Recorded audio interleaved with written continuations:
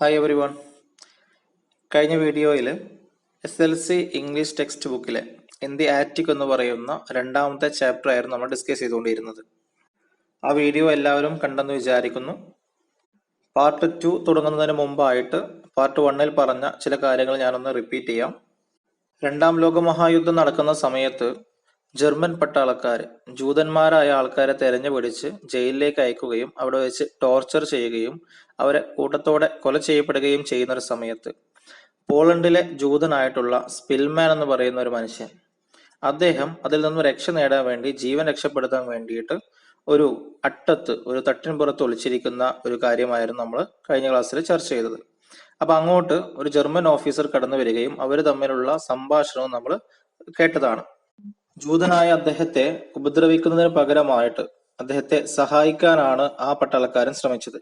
അദ്ദേഹത്തിന് വേണ്ടി ഒളിച്ചിരിക്കാനുള്ള ഒരു സ്ഥലം കണ്ടെത്തി കൊടുക്കുകയും അദ്ദേഹത്തിന് ഭക്ഷണം കൊണ്ടുതരാമെന്ന് പറയുകയൊക്കെ ചെയ്യുന്നുണ്ട്. അദ്ദേഹത്തെ കൃത്യമായിട്ട് ആ പട്ടാളക്കാരൻ മനസ്സിലാക്കുന്നുണ്ട്. പോവാൻ നേരത്ത് ആ പട്ടാളക്കാരോട് തിരിച്ച് സ്പിൽമാൻ എന്ന് പറയുന്ന നമ്മുടെ ഈ കഥ എഴുതിയിട്ടുള്ള ആളെ ചോദിക്കുന്നുണ്ട്, താങ്കൾ ഒരു ജർമ്മൻ ആണോ എന്ന്. ആ ചോദ്യം കേട്ടപ്പോ അദ്ദേഹം അല്പം അസ്വസ്ഥനായിക്കൊണ്ടാണ് തിരിച്ചു മറുപടി പറയുന്നത്. ആ ചോദ്യം അദ്ദേഹത്തിന് ഒരു ഇൻസൾട്ട് ആയ പോലെയായിരുന്നു. അദ്ദേഹം പറയുന്നുണ്ട്, ഇത്രയൊക്കെ സംഭവിച്ചതിന് ശേഷവും ഞാനൊരു ജർമ്മൻ ആണെന്ന് പറയുന്നതിൽ എനിക്ക് അപമാനമാണ്, നാണക്കേടാണെന്ന് അദ്ദേഹം പറഞ്ഞിട്ട് അദ്ദേഹത്തിന് കൈ കൊടുത്തുകൊണ്ട് അവിടെ നിന്ന് പോവാണ്. ഇത്രയും കാര്യമാണ് നമ്മൾ ഒന്നാമത്തെ പാർട്ടിൽ ഡിസ്കസ് ചെയ്തത്. അതിന്റെ ബാക്കി നമുക്ക് നോക്കാം. 3 days passed before he reappeared. It was evening and the pitch dark when I heard a whisper under my loft. Hello, are you there? എന്താണ് പറയുന്നത്? 3 days passed. 3 ദിവസങ്ങൾ കടന്നുപോയി. ബിഫോർ, മുമ്പായിട്ട്. എന്തിനു മുമ്പാണ്? ഹി റീഅപ്പിയേർഡ്. അദ്ദേഹം വീണ്ടും പ്രത്യക്ഷപ്പെടുന്നതിന് മുമ്പായിട്ട് 3 ദിവസങ്ങൾ കടന്നുപോയി എന്നാണ് പറയുന്നത്. എന്ന് പറഞ്ഞു കഴിഞ്ഞാൽ അദ്ദേഹം പോയിട്ട് 3 ദിവസങ്ങൾക്ക് ശേഷമാണ് അദ്ദേഹം വീണ്ടും തിരിച്ചു വന്നത്. It was evening. അദ്ദേഹം തിരിച്ചു വന്നത് ഒരു വൈകുന്നേരമായിരുന്നു. And pitch dark. അവിടെ കൂരിരുട്ടായിരുന്നു, വളരെയധികം ഇരുട്ടായിരുന്നു. വെൻ, ആ ഇരുട്ടത്ത്, ആ സമയത്ത്, ഐ ഹേർഡ്, ഞാൻ കേട്ടു, എ വിസ്പർ, എന്തോ ഒരു മന്ത്രിക്കുന്ന ശബ്ദം ഞാൻ കേട്ടു. അണ്ടർ മൈ ലോഫ്റ്റ്, ഞാൻ ഒളിച്ചിരിക്കുന്ന അറയുണ്ടല്ലോ, ആ അറയുടെ താഴെ നിന്നു. എന്താണ്, ആരാണ് മന്ത്രിക്കുന്നത്? Hello, are you there? Hello, താങ്കൾ അവിടെ ഉണ്ടോ? Are you there? താങ്കൾ അവിടെ ഉണ്ടോ എന്ന് ആരോ മന്ത്രിക്കുന്ന ശബ്ദം ഞാൻ കേട്ടു. അപ്പോ yes, I am here, I replied. Yes, അതെ, ഐ ആം ഹിയർ, ഞാൻ ഇവിടെയുണ്ട്. ഐ റിപ്ലൈഡ്, ഞാൻ മറുപടി പറഞ്ഞു. സൂൺ ആഫ്റ്റർവേർഡ്സ്, അതിനുശേഷം ഉടനെ തന്നെ. സംതിങ് ഹെവി, എന്തോ കനമുള്ളത്. ലാൻഡഡ് ബിസൈഡ് മീ, ലാൻഡഡ് എത്തിച്ചേർന്നു, ബിസൈഡ് മീ, എന്റെ അരികിൽ. അപ്പോ ഞാൻ ഇവിടെ ഉണ്ടെന്ന് പറഞ്ഞ ഉടനെ തന്നെ എന്തോ കനമുള്ള സാധനം അദ്ദേഹത്തിന്റെ അരികിലേക്ക് എത്തിച്ചേർന്നു. ത്രൂ ദ പേപ്പർ, ആ വന്ന സാധനം, ആ ഹെവി ആയിട്ടുള്ള ഒരു പൊതി ഉണ്ടല്ലോ, അതിന്റെ മുകളിലൂടെ, ത്രൂ ദ പേപ്പർ എന്നുള്ള അതിൽ മുകളിലൂടെ ഇങ്ങനെ കൈ തപ്പി തടഞ്ഞു നോക്കിയപ്പോ ഐ ഫെൽറ്റ്, ഞാൻ മനസ്സിലാക്കി, എനിക്ക് മനസ്സിലായി. എന്താണ്? സെവറൽ ലോഫ്സ്, അത് കുറച്ച് റൊട്ടിയാണെന്ന് എനിക്ക് മനസ്സിലായി. ആൻഡ് സംതിങ് സോഫ്റ്റ്, പിന്നെ എന്തോ സോഫ്റ്റ് ആയിട്ടുള്ള എന്തോ ഉണ്ടായിരുന്നു. വിച്ച്, അത് ലേറ്റർ, പിന്നീടാണ്, ടേൺഡ് ഔട്ട്, മനസ്സിലായത്, കാണപ്പെട്ടത്, ടു ബി ജാം, ജാം ആണെന്ന്. റാപ്പഡ്, പൊതിഞ്ഞതായിരുന്നു, in grease proof paper, grease proof പേപ്പറിൽ. ഗ്രീസ് പ്രൂഫ് പേപ്പർ എന്ന് പറഞ്ഞു കഴിഞ്ഞാൽ നമ്മൾ ഭക്ഷണങ്ങൾക്ക് പാർസൽ വാങ്ങുന്ന പേപ്പർ ഉണ്ടല്ലോ, ആ പേപ്പറിൽ പൊതിഞ്ഞ ജാം ആണെന്ന് പിന്നീടാണ് ഞാൻ മനസ്സിലാക്കിയത്. I quickly put the package to one side and called, wait a moment. ഞാൻ, ക്വിക്ക്ലി, പെട്ടെന്ന്, പുട്ട് ദ പാക്കേജ്, ആ പാക്കേജ്, ആ പൊതി മാറ്റിവെച്ചു, ടു വൺ സൈഡ്, ഒരു ഭാഗത്തേക്ക്, ആൻഡ് കോൾഡ്, എന്നിട്ട് വിളിച്ചു പറഞ്ഞു, വെയിറ്റ് എ മൊമെന്റ്, ഒരു നിമിഷം, നിൽക്കാമോ എന്ന് ഞാൻ വിളിച്ചു പറഞ്ഞു. The voice in the dark sounded impatient. The voice, ശബ്ദം, ഇൻ ദി ഡാർക്ക്, ആ ഇരുട്ടിൽ അയാളുടെ ശബ്ദം ഉണ്ടല്ലോ, സൗണ്ടഡ്, കേൾക്കപ്പെട്ടു, ഇംപേഷ്യൻ, ക്ഷമയില്ലാത്തതായിട്ട് കേൾക്കപ്പെട്ടു.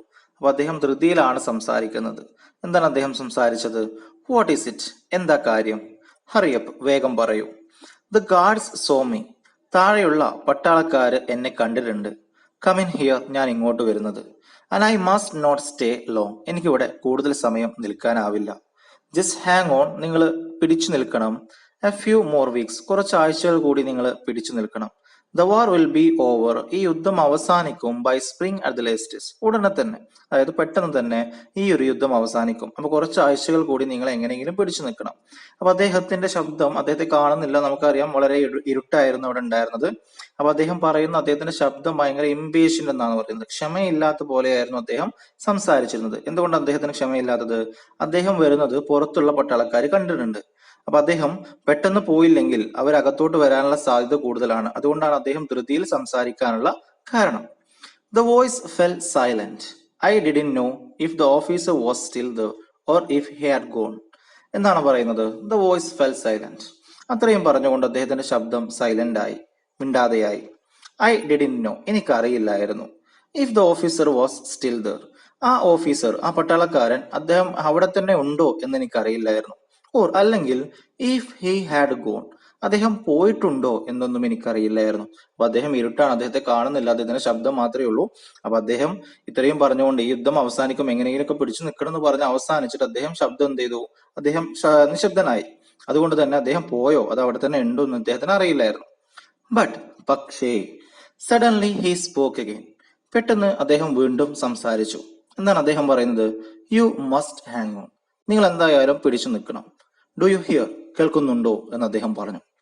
ഹിസ് വോയിസ്, അദ്ദേഹത്തിന്റെ ശബ്ദം, സൗണ്ടഡ്, കേൾക്കപ്പെട്ടു, ഹാർഷ്, കുറച്ച് പരുക്കൻ ശബ്ദത്തിലാണ് അദ്ദേഹം സംസാരിച്ചത്. ഓൾമോസ്റ്റ് ആസ് ഇഫ്, ഏകദേശം ഏതുപോലെയാണെന്നറിയോ? ഹി വർ ഗിവിംഗ്, അദ്ദേഹം നൽകുന്ന പോലെ, അൻ ഓർഡർ, ഒരു ആജ്ഞ. അപ്പോ നമ്മുടെ സ്പിൽമാനോട് ആജ്ഞാപിക്കുന്ന പോലെ, ഓർഡർ ഇടുന്ന പോലെയായിരുന്നു അദ്ദേഹം അവസാനമായിട്ട് you must hang on, do you here, നീ പിടിച്ചു നിൽക്കണം, കേൾക്കുന്നുണ്ടോ എന്ന് അദ്ദേഹം ചോദിച്ചത്. എന്തുകൊണ്ടാണ് ഒരു ഓർഡർ ഇടുന്ന പോലെ, ആജ്ഞാപിക്കുന്ന പോലെ അദ്ദേഹം ചോദിക്കാനുള്ള കാരണം? കൺവിൻസിങ് മീ, എന്നെ കൺവിൻസ് ചെയ്യാൻ വേണ്ടിയിട്ടാണ്, എന്നെ ബോധ്യപ്പെടുത്താൻ വേണ്ടിയിട്ടാണ്. ഓഫ് ഹിസ്, അദ്ദേഹത്തിന്റെ, അൺയീൽഡിങ് ബിലീഫ്, അദ്ദേഹത്തിന് ഒരു അൺയീൽഡിങ് ബിലീഫ് ഉണ്ട്. അൺയീൽഡിങ് എന്ന് പറഞ്ഞാൽ ഒരിക്കലും മുട്ടുകുത്താത്ത, തോൽക്കാത്ത എന്നൊക്കെയാണ് അർത്ഥം. അതായത് തകരാത്ത. ബിലീഫ് എന്ന് പറഞ്ഞ വിശ്വാസം. അപ്പൊ അദ്ദേഹത്തിനുള്ളിൽ ഒരിക്കലും തകരാത്ത ഒരു വിശ്വാസം ഉണ്ടായിരുന്നു. ദാറ്റ്, അതെന്താണ്? ദ വാർ വുഡ് എൻഡ്, ഈ യുദ്ധം അവസാനിക്കുമെന്ന്. വെൽ, നല്ല രൂപത്തിൽ. ഫോർ അസ്, ഞങ്ങൾക്ക് രണ്ടുപേർക്കും. അപ്പൊ ഞങ്ങൾക്ക് രണ്ടുപേർക്കും നല്ല രൂപത്തിൽ ഈ യുദ്ധം അവസാനിക്കുമെന്നുള്ള ഒരു തകരാത്ത വിശ്വാസം അദ്ദേഹത്തിന് ഉള്ളിലുണ്ടായിരുന്നു. അത് എന്നെ കൂടി ബോധ്യപ്പെടുത്താൻ വേണ്ടിയിട്ടാണ് എന്നോട് എങ്ങനെയെങ്കിലും പിടിച്ചു നിൽക്കണമെന്ന് ഓർഡർ ഇടുന്ന പോലെ അദ്ദേഹം സംസാരിക്കാനുണ്ടായിരുന്ന കാരണം. ഓൺലി ദെൻ, അപ്പോഴാണ്, ഡിഡ് ഐ ഹിയർ, ഞാൻ കേട്ടത്, ദ ക്വയറ്റ് സൗണ്ട്, ഒരു ചെറിയ ശബ്ദം ഞാൻ കേട്ടു, of the attic door closing, ആ അട്ടത്തിന്റെ, ആ തട്ടിമ്പുറത്തിന്റെ വാതില് അടയുന്ന ചെറിയൊരു ശബ്ദം ഞാൻ കേട്ടു. ആ ശബ്ദം കേട്ടു എന്ന് പറയുമ്പോൾ അദ്ദേഹം ആ വാതിൽ അടിച്ച് അവിടെ നിന്ന് പോകുന്നതാണ്. ആ ശബ്ദം മാത്രമേ അദ്ദേഹം കേൾക്കുന്നുള്ളൂ, കാരണം ഇരുട്ടാണ്, അദ്ദേഹം മുകളിൽ ഒളിച്ചിരിക്കുകയാണ്. Monotonous, hopeless weeks passed by. Monotonous, ഒറ്റപ്പെട്ട, ഹോപ്പ്ലെസ്, പ്രതീക്ഷയില്ലാത്ത, വീക്സ്, ആഴ്ചകൾ, പാസ്ഡ് ബൈ, കടന്നുപോയി. ഐ ഹേർഡ്, ഞാൻ കേട്ടു, ലെസ് ആൻഡ് ലെസ്, വളരെ കുറച്ചു മാത്രം, ആർട്ടിലറി ഫയർ. ആർട്ടിലറി എന്ന് പറഞ്ഞു കഴിഞ്ഞാൽ യുദ്ധത്തിന് ഉപയോഗിക്കുന്ന വലിയ വലിയ ആയുധങ്ങളെയാണ് നമ്മൾ എന്താ പറയുക, ആർട്ടിലറി എന്ന് പറയുക, യന്ത്രത്തോക്കുകൾ പോലെയുള്ള ആയുധങ്ങൾ. അതിന്റെ ഫയർ, അതിന്റെ വെടിവെച്ചുകളുടെ എണ്ണം കുറഞ്ഞു കുറഞ്ഞു വന്നു എന്ന് പറയുന്നത്. ലെസ് ആൻഡ് ലെസ് എന്ന് പറഞ്ഞാൽ കുറഞ്ഞു കുറഞ്ഞു വന്നു. അപ്പൊ ആഴ്ചകൾ കഴിയും തോറും അവിടെ വെടിവെച്ചുകളുടെ എണ്ണം കുറഞ്ഞു വന്നിരുന്നു. ദർ വേർ ഡേയ്സ്, ചില ദിവസങ്ങൾ ഉണ്ടായിരുന്നു. വെൻ, ആ ദിവസങ്ങളിൽ, നോട്ട് എ സിംഗിൾ ഷോട്ട്, ഒരൊറ്റ വെടിവെച്ച് പോലും, ബ്രോക്ക്, ഉണ്ടായില്ല, ദ സൈലൻസ്, ആ നിശബ്ദതയിൽ. എന്ന് പറഞ്ഞു കഴിഞ്ഞാൽ നിശബ്ദതയെ തകർക്കുന്ന, ആ നിശബ്ദതയിൽ, ആ നിശബ്ദതയെ മാറ്റി നിർത്തുന്ന, അതിനെ ഇല്ലാതാക്കുന്ന ഒരു വെടിവെച്ച് പോലും ഇല്ലാത്ത ദിവസങ്ങളും അവിടെ ഉണ്ടായിരുന്നു. അപ്പോ ഓരോ ആഴ്ച മുന്നോട്ട് പോകുന്തോറും വെടിവെച്ചുകളുടെ എണ്ണം കുറഞ്ഞു വരുന്നുണ്ട്. ചില ദിവസങ്ങളിൽ ഒരു വെടിവെച്ച് പോലും കേൾക്കാത്ത ദിവസങ്ങളും ഉണ്ടായിരുന്നു എന്നാണ് അദ്ദേഹം പറയുന്നത്. എന്തുകൊണ്ടാണ് വെടിവെച്ചുകളുടെ എണ്ണം കുറഞ്ഞു വരുന്നത്, അല്ലെങ്കിൽ വെടിവെച്ച് കേൾക്കാത്തത്? ഒന്നെങ്കിൽ യുദ്ധം അവസാനിക്കാറായിട്ടുണ്ടാവും, അല്ലെങ്കിൽ ഇനി കൊല്ലാൻ ആരും ഇല്ല എന്നാവുമ്പോൾ, ഒരുപാട് ആൾക്കാരുണ്ടെങ്കിൽ അവരെ കൊല്ലാൻ ഒരുപാട് വെടി വെക്കേണ്ടി വരും. ആളുകളുടെ എണ്ണം കുറയുന്നതിനനുസരിച്ച് വെടികളുടെ എണ്ണവും കുറയും. അങ്ങനെയും സംഭവിക്കാം. നോക്കാം നമുക്ക്. സോൾജേഴ്സ്, പട്ടാളക്കാര്, went up and down the stairs, ആ കോണിപ്പടിയിലൂടെ മുകളിലോട്ടും താഴോട്ടും അവർ സഞ്ചരിക്കുന്നുണ്ട്.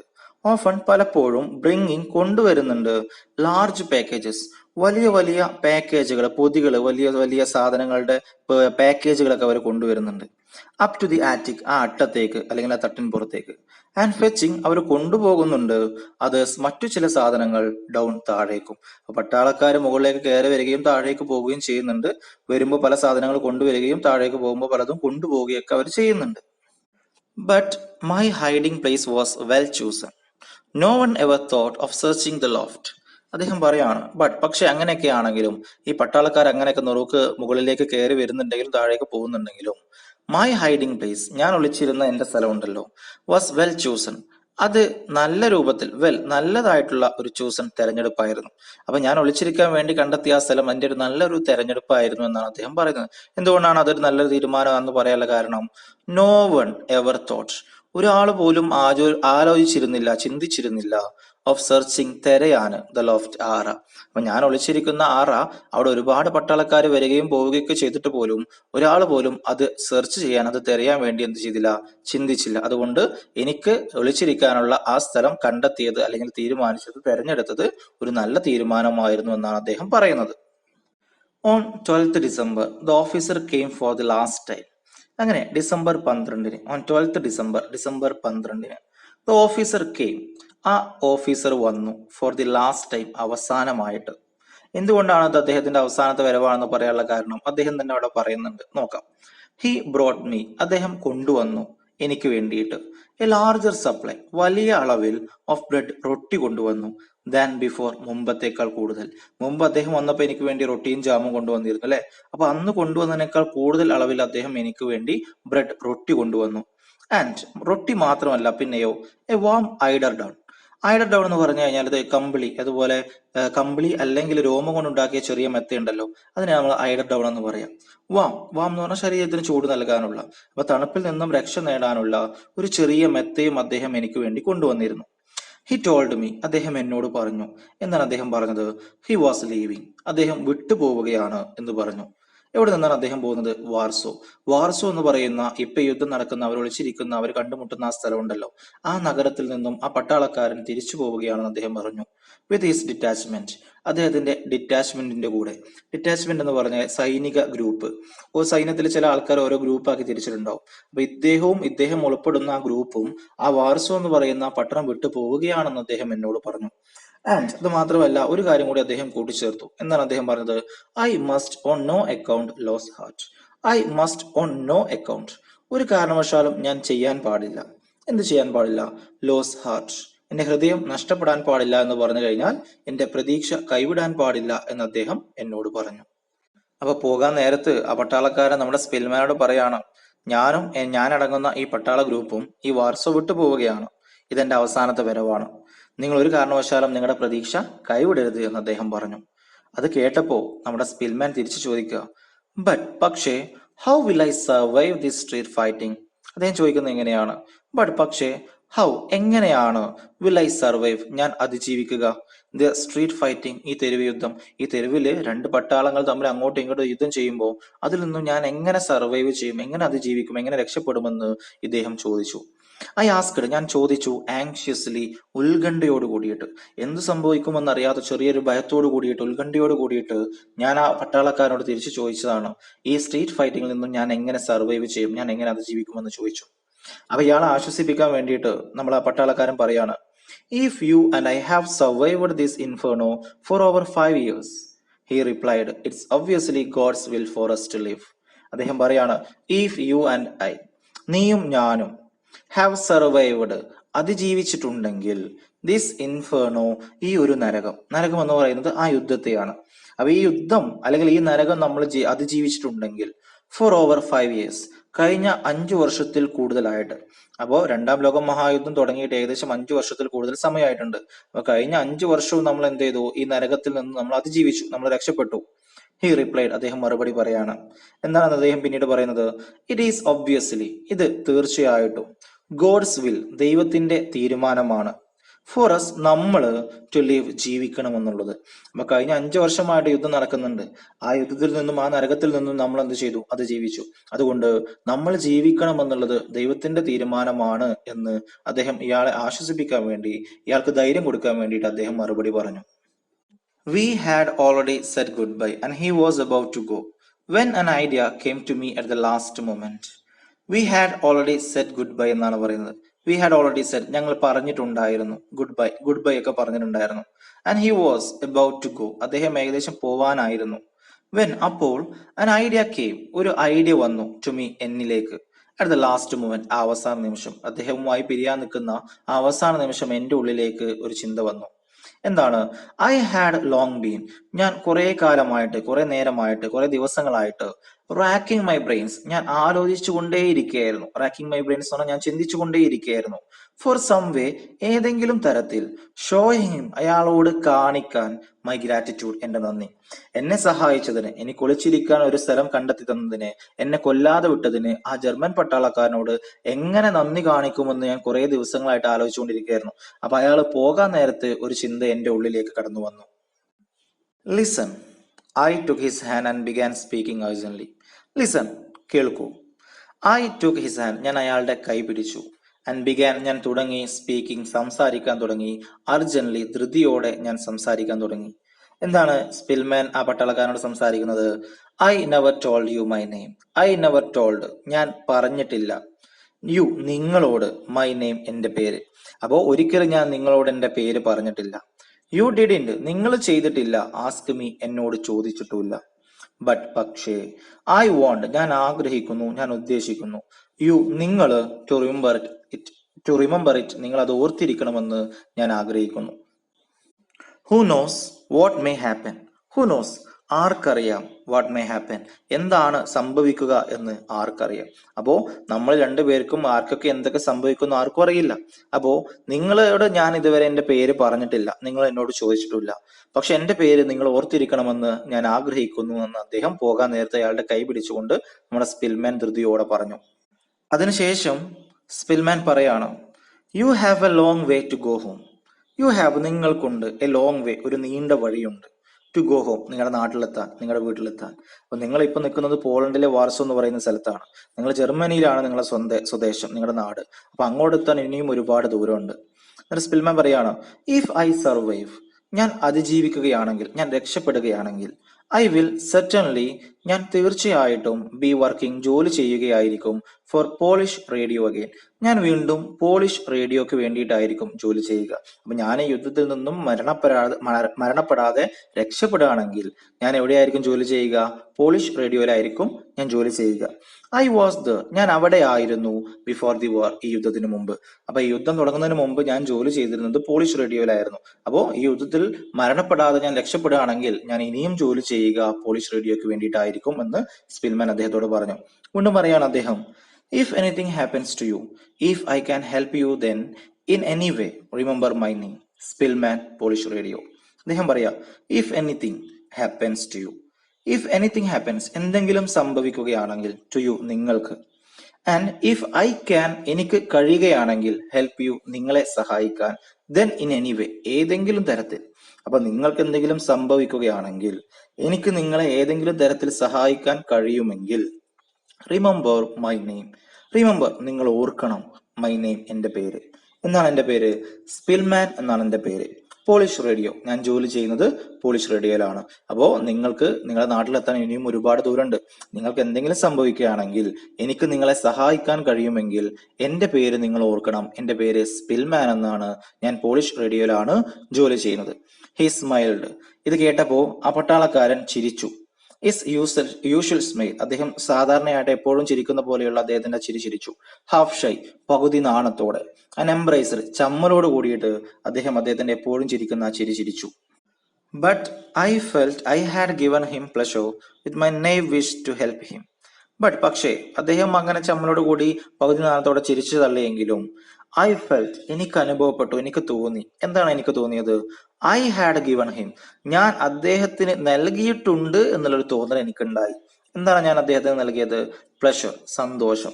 അപ്പൊ അദ്ദേഹത്തെ സഹായിക്കാം എന്നുള്ള ഒരു വാഗ്ദാനത്തിലൂടെ ഞാൻ അദ്ദേഹത്തിന് അല്പം സന്തോഷം നൽകി എന്നുള്ളൊരു തോന്നൽ എനിക്കുണ്ടായി. വിത്ത്, എന്തുമായിട്ട്? My naive wish to help him. My naive wish, എന്റെ നിഷ്കളങ്കമായ ആഗ്രഹം. ടു ഹെൽപ്പ് ഹിം, അയാളെ സഹായിക്കാനുള്ള. അപ്പൊ അയാളെ സഹായിക്കാനുള്ള എന്റെ നിഷ്കളങ്കമായ ആഗ്രഹത്തിൽ അദ്ദേഹത്തിന് അല്പം സന്തോഷം നൽകാനായി എന്നുള്ള തോന്നല് എനിക്കുണ്ടായി എന്നാണ് സ്പിൽമാൻ പറയുന്നത്. അങ്ങനെ ആ പട്ടാളക്കാരനോടുമായിട്ടുള്ള അവസാനത്തെ കൂടിക്കാഴ്ചയും അവിടെ അവസാനിക്കുകയാണ്. അദ്ദേഹം ഒളിച്ചിരിക്കുന്ന സ്ഥലം അറിയുന്ന, അദ്ദേഹത്തെ അറിയുന്ന, അദ്ദേഹം ഒളിച്ചിരിക്കുന്നുണ്ട്, അദ്ദേഹത്തിന്റെ പ്രശ്നങ്ങൾ അറിയുന്ന ഒരേ ഒരാൾ ഇദ്ദേഹമായിരുന്നു. അദ്ദേഹം അവിടെ ഉണ്ടെന്ന് അറിയുന്ന ഒരേ ഒരാൾ ആ പട്ടാളക്കാരനായിരുന്നു. അദ്ദേഹം അവസാനത്തെ വരവാണ്. അദ്ദേഹം അവിടുന്ന് വിട പറഞ്ഞു പോവുകയാണ്. ഇനി നടക്കുന്നത് എന്താണ്? The first hard frost came in the middle of December. The first, ആദ്യത്തെ, ഹാർഡ് കഠിനമായ ഫ്രോസ്റ്റ് തണുപ്പ് കെയിം ഇൻ കടന്നു വന്നു ദ മിഡിൽ ഓഫ് ഡിസംബർ പകുതിയായപ്പോഴേക്കും. ക്രിസ്മസ് കെയിം ക്രിസ്മസ് കടന്നു വന്നു. ആൻഡ് ദെൻ അതിനുശേഷം ന്യൂ ഇയർ കടന്നു വന്നു. 1945 1945 ന്യൂ ഇയറും കടന്നു വന്നു. അത് എത്രാമത്തെയാണ്? ദ 6th ക്രിസ്മസ്, ആറാമത്തെ ക്രിസ്മസ് ആണ്. ആൻഡ് ന്യൂ ഇയർ സെലിബ്രേഷൻസ്, ആറാമത്തെ ന്യൂ ഇയർ സെലിബ്രേഷനുമാണ് ഓഫ് ദി വാർ, ഈ യുദ്ധം തുടങ്ങിയിട്ട്. അപ്പൊ നമുക്ക് മനസ്സിലാക്കാം ഈ യുദ്ധം തുടങ്ങിയിട്ട് 6 വർഷമായിട്ടുണ്ട്. 1939 തുടങ്ങിയ യുദ്ധമാണ്. ഇപ്പൊ 1945 ന്യൂ ഇയർ ആയി. അപ്പൊ 6 വർഷം കഴിഞ്ഞു പോയി. ആൻഡ് ദ വേസ്റ്റ്, ഏറ്റവും മോശപ്പെട്ടതായിരുന്നു ഐ ഹാഡ് നോൺ, എനിക്കറിയാവുന്നതിൽ വെച്ച്. അപ്പൊ സ്പിൽമാൻ പറയുന്നത് എന്താണ്? അദ്ദേഹം ഒരുപാട് ക്രിസ്മസും അല്ലെങ്കിൽ ഒരുപാട് ന്യൂ ഇയർ അദ്ദേഹം ആഘോഷിച്ചിട്ടുണ്ടാവും. ഈ യുദ്ധം തുടങ്ങിയിട്ട് തന്നെ ഇത് 6ാമത്തെ ക്രിസ്മസും 6ാമത്തെ ന്യൂ ഇയറും ആണ്. അദ്ദേഹത്തിന് അറിയാവുന്നതിൽ വെച്ച് ഏറ്റവും മോശപ്പെട്ട ക്രിസ്മസും ഏറ്റവും മോശപ്പെട്ട ന്യൂ ഇയറും ആയിരുന്നു ഈ കടന്നു വന്നത് 6ാമത്തെ ന്യൂ ഇയറും 6ാമത്തെ ക്രിസ്മസും. അദ്ദേഹം പറയാണ്, I lay in the dark listening to the stormy wind. I lay, ഞാൻ കിടന്നു, ഇൻ ദി ഡാർക്ക്, ആ ഇരുട്ടിൽ ഞാൻ കിടന്നു. ലിസണിങ്, കേട്ടുകൊണ്ട്, ടു ദ സ്റ്റോമി വിൻഡ്, കാറ്റടിക്കുന്ന ശബ്ദം. സ്റ്റോമി വിൻഡ് എന്ന് പറഞ്ഞാൽ കാറ്റിന്റെ ഇരമ്പൽ ശബ്ദം. ആ ശബ്ദം കേട്ടുകൊണ്ട് ഞാൻ ആ ഇരുട്ടിൽ അവിടെ കിടന്നു, ആ അട്ടത്ത് കിടന്നു. ഐ ഹേർഡ്, ഞാൻ കേട്ടു, ദ സ്ക്യൂക്കിംഗ്, കരയുന്ന ശബ്ദമൊക്കെ ഞാൻ കേട്ടു. ആൻഡ് റസ്ലിംഗ്, നിരങ്ങുന്ന ശബ്ദം ഞാൻ കേട്ടു, ഓഫ് റാറ്റ്സ്, എലികളുടെ. Mice running back and forth in the attic. എന്താണ് എലികളുടെ ഇറങ്ങുന്ന ശബ്ദം? മൈസ്, എലികളൊക്കെയും റണ്ണിങ് ബാക്ക് ആൻഡ് ഫോർത്ത്, അവർ അങ്ങോട്ടും ഇങ്ങോട്ടും ഓടുന്നുണ്ടായിരുന്നു ഇൻ ദി ആറ്റിക്, ആട്ടത്തിലൂടെ. അപ്പൊ എലികൾ ആട്ടത്തിലൂടെ അങ്ങോട്ടും ഇങ്ങോട്ടും ഓടുന്ന ശബ്ദവും അവരുടെ കരച്ചിൽ ശബ്ദവും ഒക്കെ ഞാൻ എന്ത് ചെയ്തു? ആ അട്ടത്ത്, ഞാൻ ആ ഇരുട്ടിൽ കിടന്ന സമയത്ത് അതൊക്കെയും ഞാൻ അവിടെ കേട്ടു. In my mind I went over every Christmas before and during the war. In my mind, എൻ്റെ മനസ്സിൽ, ഐ വെന്റ് ഓവർ, ഞാൻ കടന്നുപോയി, എവരി ക്രിസ്മസ്, എല്ലാ ക്രിസ്മസും, ബിഫോർ, ഇതിനു മുമ്പുള്ള, ആൻഡ് അത് മാത്രമല്ല, ഡ്യൂറിങ് ദ വാർ, ഈ യുദ്ധത്തിന്റെ സമയത്തുള്ള എല്ലാ ക്രിസ്മസും എൻ്റെ മനസ്സിലൂടെ കടന്നുപോയി. അറ്റ് ഫസ്റ്റ്, തുടക്കത്തിൽ, ആദ്യത്തെ ക്രിസ്മസിൽ എന്ന് പറഞ്ഞാൽ ഈ യുദ്ധം തുടങ്ങിയിട്ടുള്ള ആദ്യ ക്രിസ്മസിൽ, ഐ ഹാഡ് എ ഹോം, എനിക്ക് വീടുണ്ടായിരുന്നു. പേരൻസ്, അച്ഛനും അമ്മയും ഉണ്ടായിരുന്നു. 2 സിസ്റ്റേഴ്സ്, 2 സഹോദരിമാരുണ്ടായിരുന്നു. ആൻഡ് എ ബ്രദർ, ഒരു സഹോദരൻ ഉണ്ടായിരുന്നു. ദെൻ, പിന്നീട് അടുത്ത ക്രിസ്മസ് ആയപ്പോഴേക്കും, വി ഹാഡ് നോ ഹോം, ഞങ്ങൾക്ക് വീടുണ്ടായിരുന്നില്ല. ഓഫ് അവർ ഓൺ എനിമോർ, സ്വന്തമായിട്ട് അതിനുശേഷം ഞങ്ങൾക്ക് വീടുണ്ടായിരുന്നില്ല. ബട്ട്, പക്ഷേ, വി വേർ ടുഗദർ, ഞങ്ങൾ ഒരുമിച്ചായിരുന്നു. അപ്പോൾ വീടില്ലെങ്കിലും ഫാമിലി അദ്ദേഹത്തിന്റെ കൂടെ ഉണ്ടായിരുന്നു. Later, I was alone but surrounded by other people. Later, പിന്നീട് എന്ന് പറഞ്ഞാൽ അടുത്ത ക്രിസ്മസ് ആയപ്പോഴേക്കും, ഐ വാസ് അലോൺ, ഞാൻ ഒറ്റപ്പെട്ടിരുന്നു. ബട്ട്, പക്ഷെ എങ്കിലും, സറൗണ്ടഡ്, ഞാൻ ചുറ്റപ്പെട്ടിരുന്നു, ബൈ അതർ പീപ്പിൾ, മറ്റു ആൾക്കാരാൽ. എന്ന് പറഞ്ഞാൽ എനിക്ക് ഫാമിലിയും അതുപോലെ തന്നെ വീടൊക്കെ നഷ്ടപ്പെട്ടെങ്കിലും, ഞാൻ ഒറ്റപ്പെട്ടെങ്കിലും, എൻ്റെ ചുറ്റും വേറെ ഒരുപാട് ആൾക്കാരുണ്ടായിരുന്നു.